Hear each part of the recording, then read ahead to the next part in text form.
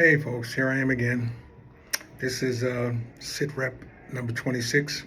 Um, and as I've stated in the past, um, this one is going to bounce around a little bit because, like I said, the things are intertwined. I just can't separate them.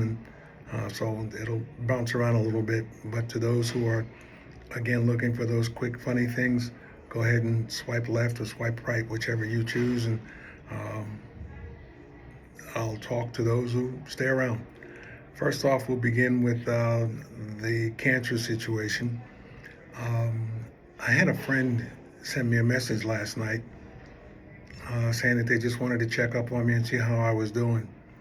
And my response was, I guess I'm doing okay, and I really don't know. I'm just a grumpy old coach who is always like this, and if there's a difference in my attitude, most people won't even notice it. At any rate, there are things going on that I sort of am having trouble dealing with. Like I said, you can't separate the physical aspects from the mental aspects as they have an effect on you when you get that diagnosis. And that's sort of what happened recently. I had the last conversation with my oncologist. We talked about that.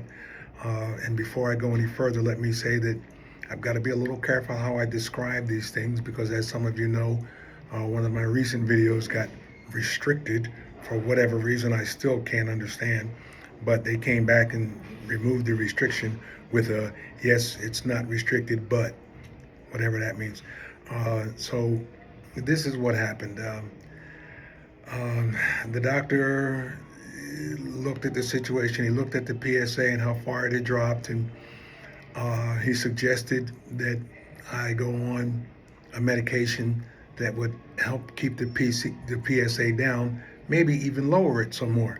And I thought about it and told him I'd give an answer back by the weekend. Well, leading up to that, a number of things had happened. The Who's Who thing and some other stuff led to an opportunity that I'm not sure that I really want to pass up. I'm still not going to tell you exactly what it is because all the details have not been straightened out yet. But it came down to me, I had reached a point in all of this where I didn't really have a bucket list anymore. And I was content with my situation as it is.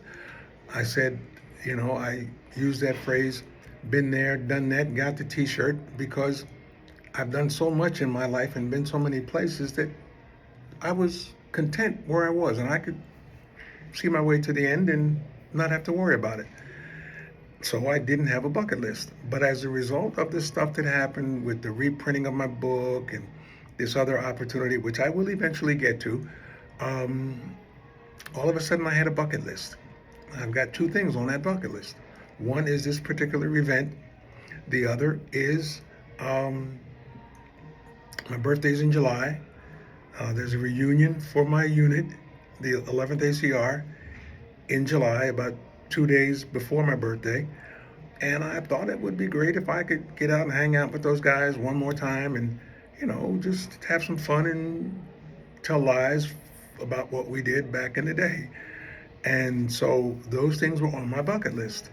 So when the doctor suggested that I take this medication, I became that individual that I had said that I wasn't the whole time. That person that was trying to hold on because something else was coming. You didn't, you weren't ready to just close the door and say, and that sort of frustrated me some.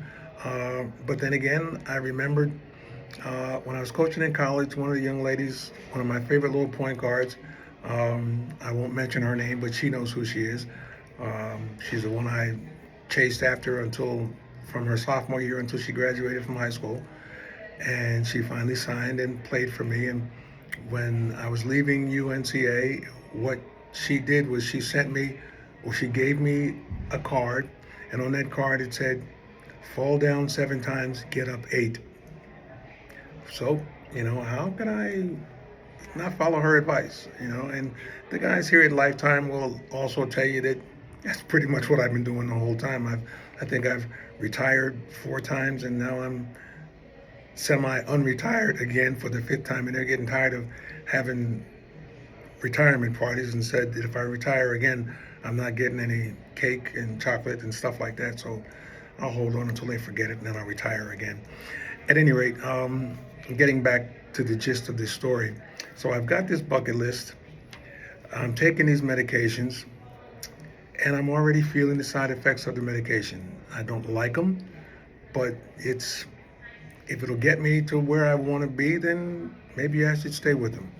Um, Now that ties into yesterday. I get the VA updates my health app, or their health app actually, and I use it. And in it, there was a note from um, my primary care doctor. It seems that someone from the hospice had visited the clinic asking about my status.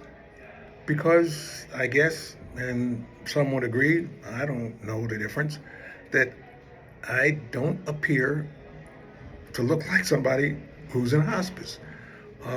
And so they're questioning that, not based on what I look like and what I act like, but based on the fact that I'm getting this new medication.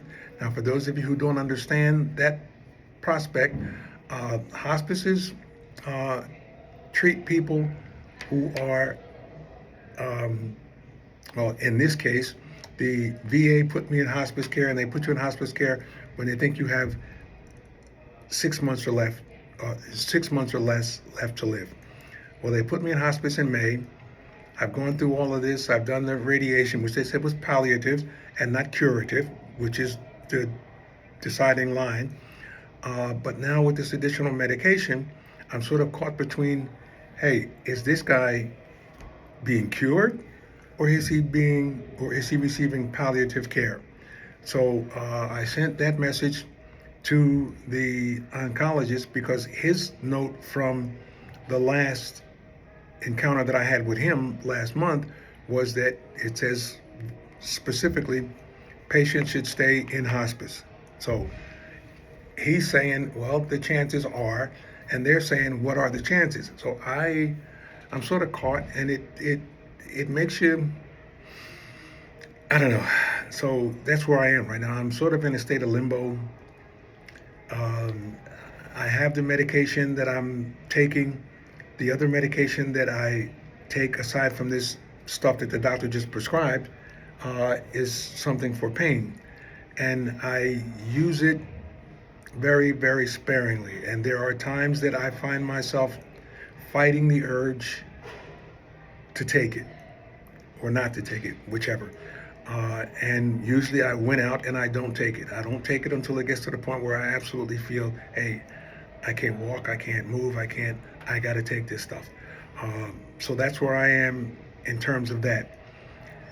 And where does that leave me? Confused. Yes, I would like to complete this event. And when I tell you what it is, I think you'll appreciate my desire to want to do it.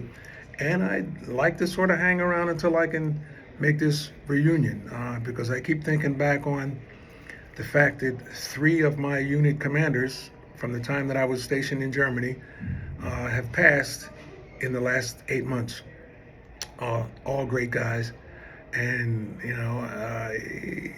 sometimes this whole thing sneaks up on you, and sometimes it hits you hard. And I really do not know where I am. I look around, I'm frustrated with the state of society, the state of things in the country, and I say, what the hell am I fighting to stay into this mess for?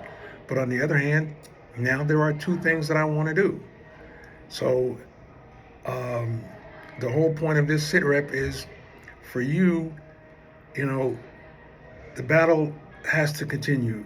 It seems that the best thing you can do for yourself, regardless of what stage you're in, no matter what the doctors tell you, is find something that makes you want to continue. Okay?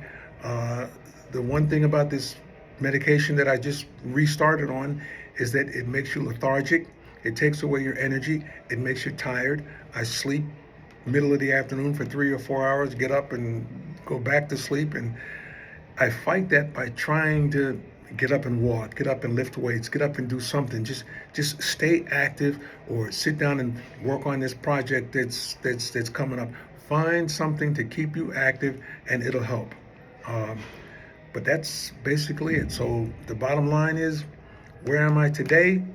I don't know. Where will I be tomorrow? I don't know. I'll take care of tomorrow tomorrow. That's it for now. Bye.